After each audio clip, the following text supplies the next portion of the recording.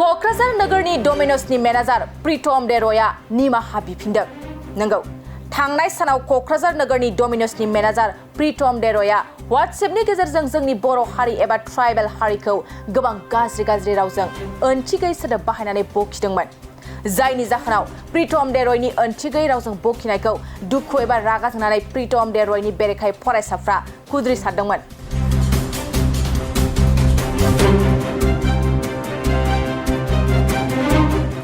आरो एबसु आरो बनसुआबो गोख्रों आयेन लानांगौनि दाबि दैखांदोंमोन।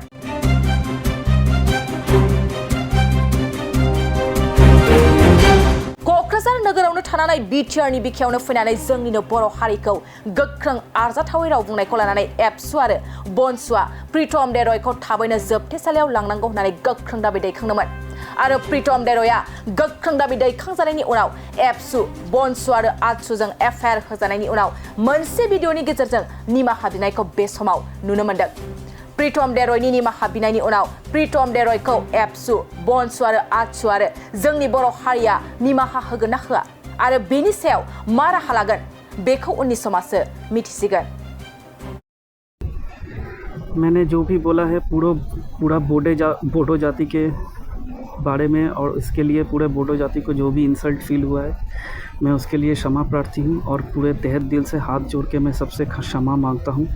मेरे से भाइयों बहनों, मेरे से बहुत बड़ा गलती हो गया। मैं दोबारा ये गलती ज़िंदगी में और कभी नहीं करूँगा। मुझे माफ़ कर दीजिए। मैं सच्ची में दिल से आप क्षमा मांगता हूँ आपसे कि आपको मैंने जो भी बोला है, गाली गलौज किया है, जो भी ख़राब बातें बोला है, ये मेरा गलती था और दोबारा मैं ऐसा कभी नहीं करूँगा। प्लीज़ मुझे माफ़ कर दीजिए।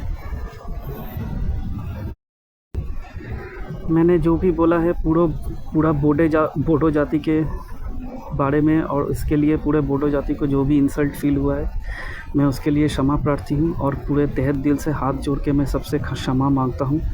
मेरे से भाइयों बहनों, मेरे से बहुत बड़ा गलती हो गया। मैं दोबारा ये गलती ज़िंदगी में और कभी नहीं करूँगा। मुझे माफ़ कर दीजिए। मैं सच्ची में दिल से आप क्षमा मांगता हूँ आपसे कि आपको मैंने जो भी बोला है, गाली गलौज किया है, जो भी ख़राब बातें बोला है, ये मेरा गलती था और दोबारा मैं ऐसा कभी नहीं करूँगा। प्लीज़ मुझे माफ़ कर दीजिए।